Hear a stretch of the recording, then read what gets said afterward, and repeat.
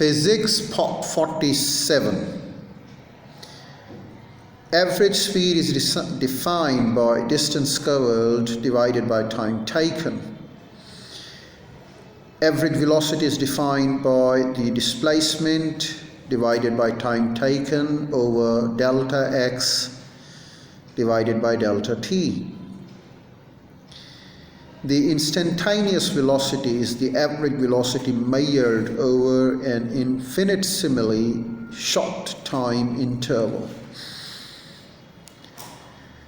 Average acceleration is defined by change in velocity divided by time taken over delta v divided by delta t. Acceleration is a vector. Instantaneous acceleration is the average acceleration measured over an infinitesimal short time interval. Velocity may be deduced from the gradient of displacement time graph. Acceleration may be deduced from the gradient of a velocity time graph. Well, there are a few questions. At an average speed of 24 km per hour, how many kilometers will a cyclist travel in 75 minutes? An aircraft traveling 1600 km in 2.5 hours, what is its average speed in meters per second? Does a car speedometer register speed or velocity? An aircraft travels 1400 km at a speed of 700 km per hour and then runs into the headwind that reduces its speed over the ground to 500 km per hour. For the next 800 km, what is the total time for the flight? What is the average speed of the aircraft? A sports car can stop in 6.1 seconds from a speed of 110 km per hour. What is its acceleration?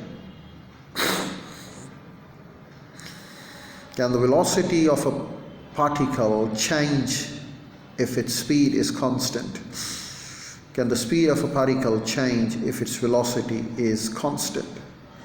If the answer to either question is yes, give examples. Well, we've got uniformly accelerated motions. At the end of previous section, we should be able to know, we should derive from the definitions of velocity and acceleration equations which represent uniformly accelerated motion in a straight line.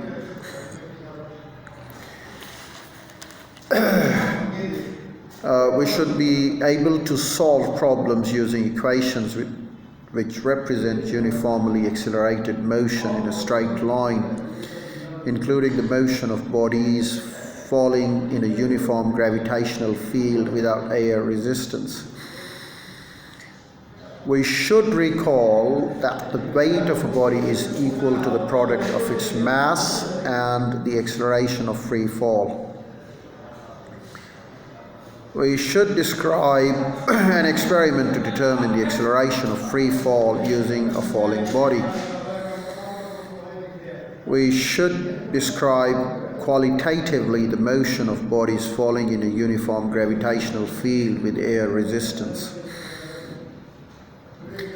We should describe and explain motion due to a uniform velocity in one direction and a uniform acceleration in perpendicular direction.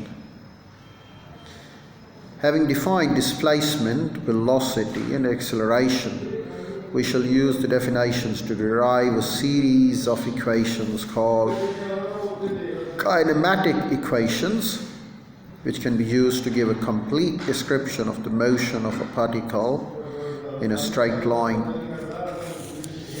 The mathematics will be simplified if we deal with the situation in which acceleration does not vary with time.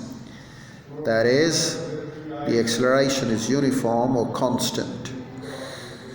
The approximation applies for many practical cases. However, there are two important types of motions for which the kinematic equation do not apply. circular motion, I'll explain in the next video.